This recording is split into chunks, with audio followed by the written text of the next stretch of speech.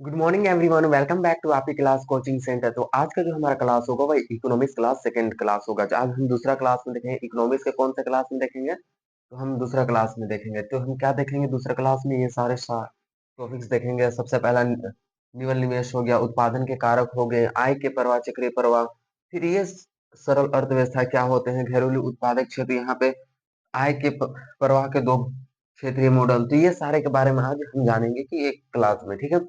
सबसे पहले हम जानते हैं कि निवल निवेश। तो उससे पहले हम बता दिए थे आपको, एक बार रिवीजन के तौर पे बता देते हैं कि सकल निवेश क्या होते हैं।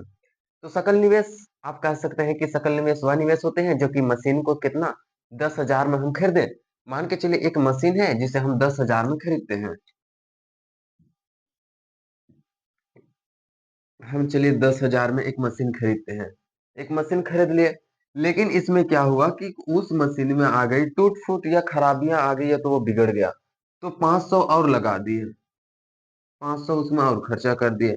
तो जो टूट फूट खराबी आई 500 का, उसको और जो प्रारंभिक जो खरीदारी जो हमारा कॉस्ट था और बाद के मरम्मत के जो कॉस्ट थे, वो दोनों के हम जोड़ देते हैं, वो दोनों को जोड़ देते हैं तो उससे क्या आ जाती है, उसी को हम सकल निवेश कहते हैं, ठीक है।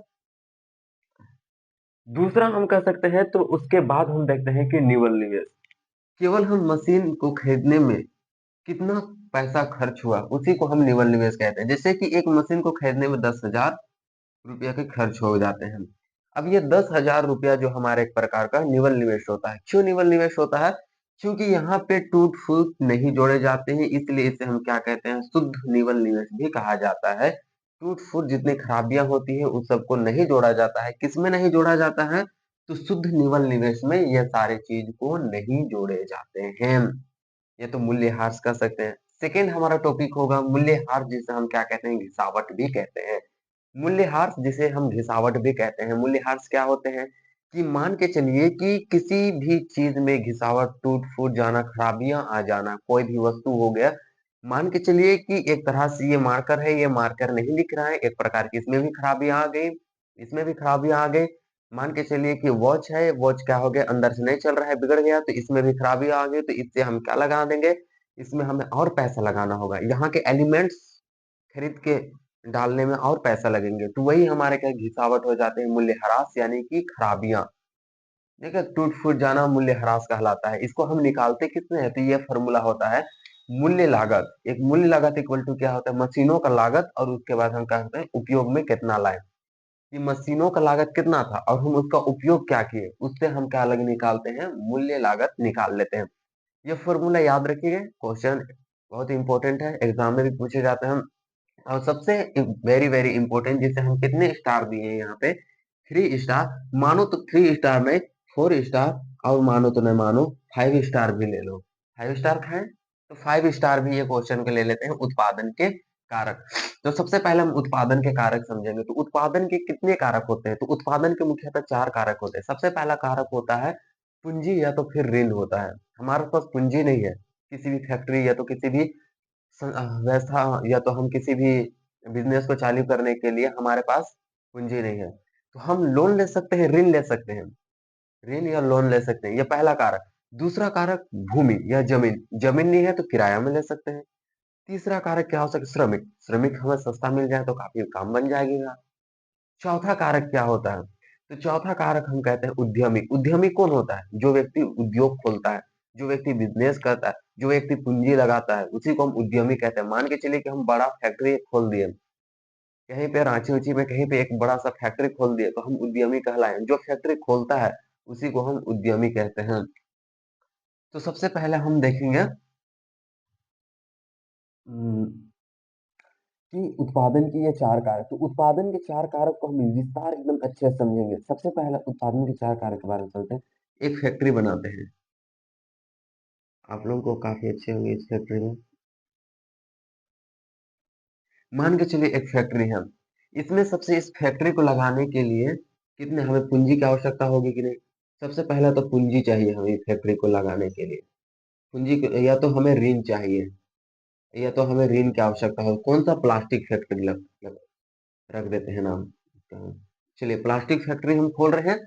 बिना पैसा का क्या हो सकता है, मान के चलिए हमारे पास पूंजी नहीं है, पूंजी नहीं है तो हम ऋण ले सकते हैं। ऋण ले सकते हैं कि नहीं ले सकते हैं।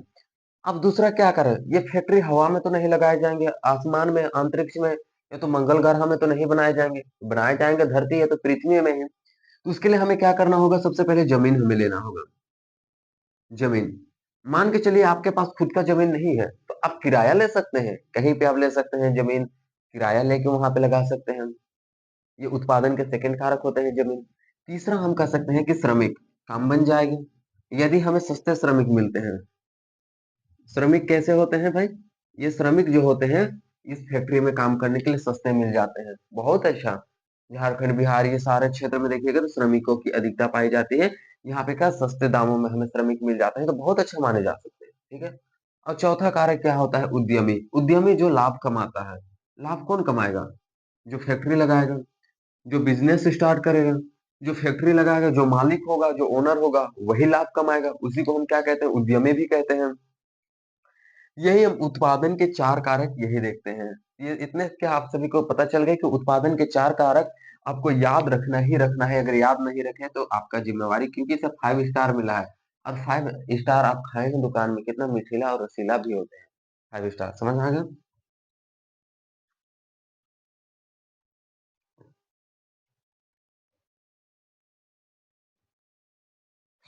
तो चलिए हम ये उत्पादन के चार कारक के बारे में समझिए। तो अभी नहीं करने का मतलब समझ रहे, कि अभी नहीं किए तो कभी नहीं किए। यदि आप अपने ऊपर समय खर्च करेंगे तो आपको आने वाले कल में गूगल पर कोई आपको सर्च करेगा, ठीक है। तो सबसे पहले आप यह देखिए कि यहाँ पे उत्पादन के कारक में सबसे पहला होता है कि उत्पादन के सारे कारक हम समझ लिए। अगला हम देखते हैं आय के चक्रीय प्रवाह क्या होता है। आय के चक्रीय प्रवाह में दो चीज को याद रखना है। या आय के चक्रीय प्रवाह में कितने चीज को याद रखना है, दो चीजों को याद रखना है। सबसे पहले हम क्रेता देखेंगे और सबसे पहला विक्रेता। ये दो शब्दों के बारे में जानना है, क्रेता कौन होता है और विक्रेता कौन होता है। विक्रेता बेचने वालों को विक्रेता कहते हैं, और क्रेता खरीदने वाले को क्रेता और बेचने वाले को विक्रेता कहते हैं, ठीक है। तो इसमें समझ आ गया कि क्रेता कौन होता है और विक्रेता कौन होता है। क्योंकि इकोनॉमिक्स के शब्दों को आप समझिए, इकोनॉमिक्स के जब आप शब्द समझेंगे तो आपका दिमाग भी इकोनॉमिक्स को समझने लगेगा। शब्द समझिएगा तो ही दिमाग समझेगा। तो सबसे पहले हम कह सकते हैं क्या, क्रेता, और एक होता है विक्रेता। तो क्रेता कौन होता है और विक्रेता कौन होता है, तो क्रेता किन्हें कहा जाता है, मान के चलिए क्रेता किन्हें कहा जाता है, बेचने वाले को, सॉरी खरीदने वाले को क्रेता और बेचने वाले को विक्रेता कहा जाता है। यही हमने दो बताया। अब यही होता है आय के चक्रीय प्रवाह का सिद्धांत क्या कहता है, क्रेता के द्वारा व्यय राशि, जो खरीदता है उसके द्वारा कितना व्यय मतलब खर्च। व्यय का क्या अर्थ होता है, खर्च किया। व्यय का अर्थ होता है खर्च करना।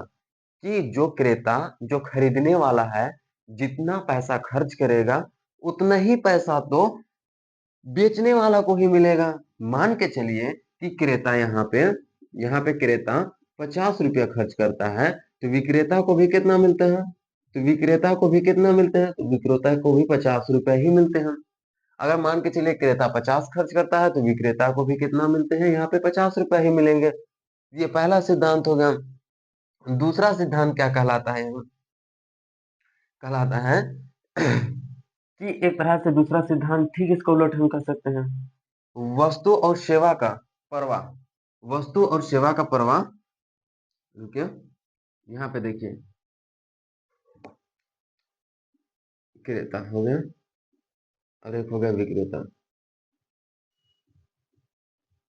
वस्तु और सेवा का प्रवाह विक्रेता से क्रेता की ओर होगा। वस्तु एवं सेवा का प्रवाह विक्रेता से क्रेता की ओर होगा। और इसका मौद्रिक भुगतान ठीक इसका उल्टा होगा। कैसा होगा, क्रेता से विक्रेता की ओर होगा।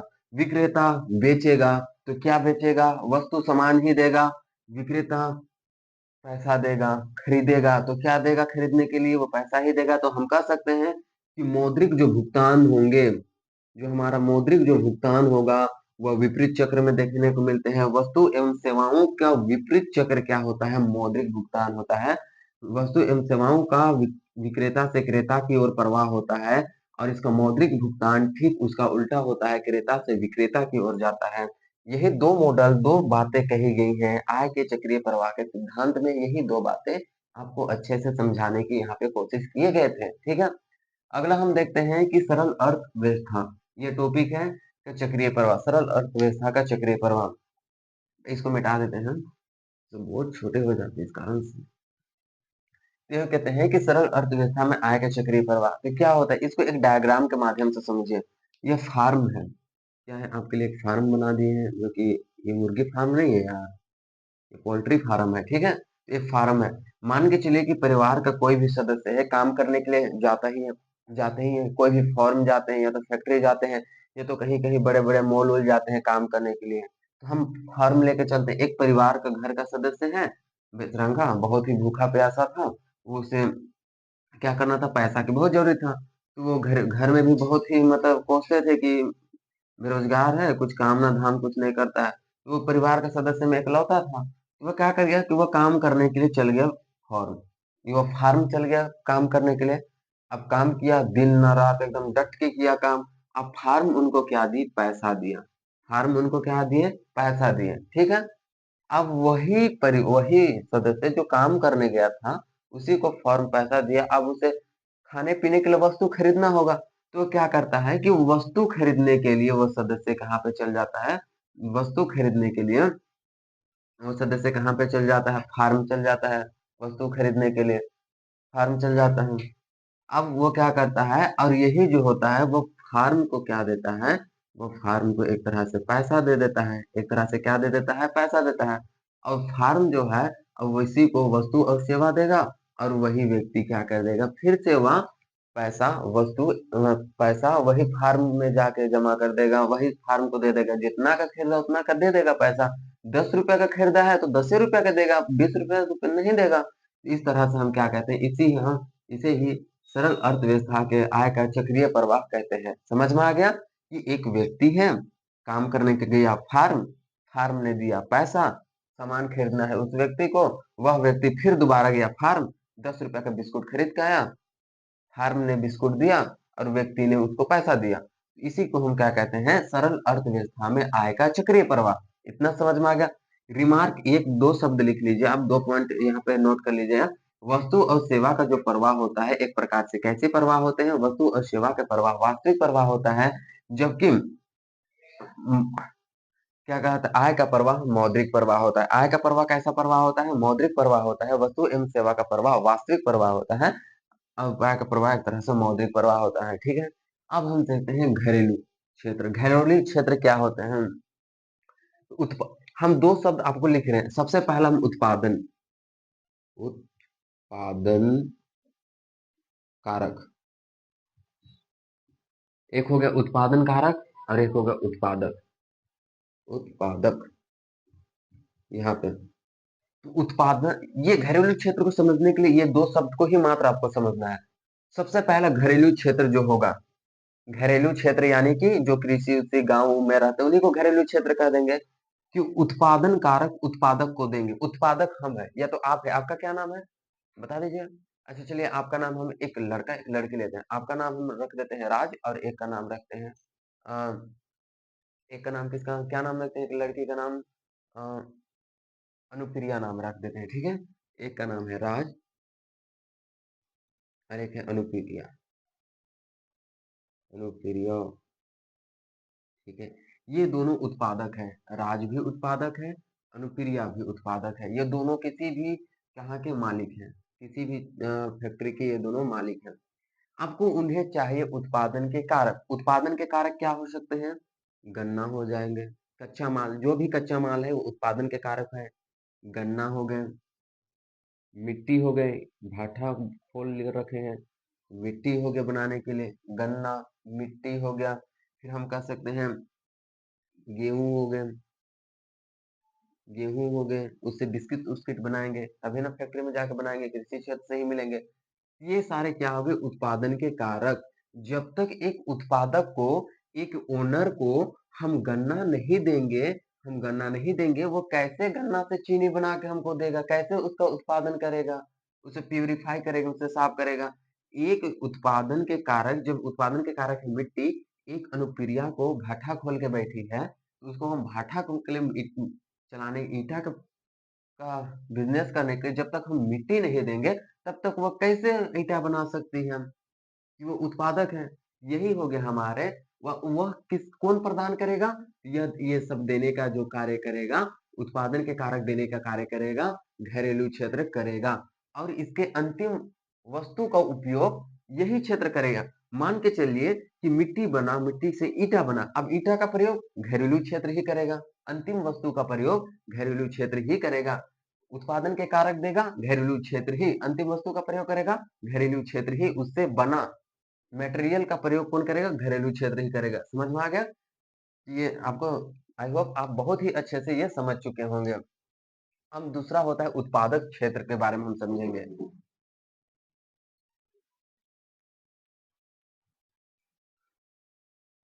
ये क्या है? आय के प्रवाह का दो क्षेत्रीय मॉडल। आगे ऐसे क्षेत्रीय मॉडल भी है आय आय के प्रवाह के। ये हम कौन सा पढ़ रहे हैं? दो क्षेत्रीय मॉडल, जिसमें घरेलू क्षेत्र के बारे में समझ गए कि घरेलू क्षेत्र की भूमिका क्या होती है। एक होता है उत्पादक क्षेत्र। उत्पादक क्षेत्र क्या होते हैं? जो कि उत्पादन करता है, वस्तु एवं सेवा का उत्पादन करता है, उसी को हम उत्पादक क्षेत्र कहते हैं। और ये उत्पादक क्षेत्र किसका प्रयोग करेगा? वस्तु एवं सेवा का उत्पादन करने कोई मालिक तो नहीं जाएगा काम करने, नहीं जाएगा। यहाँ काम करो, श्रमिक को कहेगा, तो उसके लिए क्या चाहिए? हमें श्रमिक चाहिए। श्रमिक की आवश्यकता होगी, श्रमिक की आवश्यकता, पूंजी की आवश्यकता होती है, पूंजी, ये सारे उत्पादन के चार कारक यहाँ पे, ये चारों चीज की आवश्यकता होती है एक उत्पादक को, एक ओनर को। ठीक है ना? उस किसके क्या करने के लिए? वस्तु और सेवाओं का उत्पादन करने के लिए ये उत्पादन के चार कारकों की आवश्यकता होती है उत्पादक क्षेत्र को। इसे ही हम क्या कहते हैं? उत्पादक क्षेत्र जो बनाएगा उसे घरेलू क्षेत्र प्रयोग करेगा। समझ में आ गया? उत्पादक क्षेत्र जो बनाता है उसे घरेलू क्षेत्र उसका प्रयोग करता है। इसी हुई हम क्या कहते हैं? उत्पादक क्षेत्र ही कहते हैं। और ये किसके अंतर्गत आता है? ये आय के प्रवाह का दो क्षेत्रीय मॉडल है। समझ में आ गया इतना? यदि आपको वीडियो अच्छे लगे होंगे तो सब्सक्राइब, एक बार आप फोटो खींच लीजिए।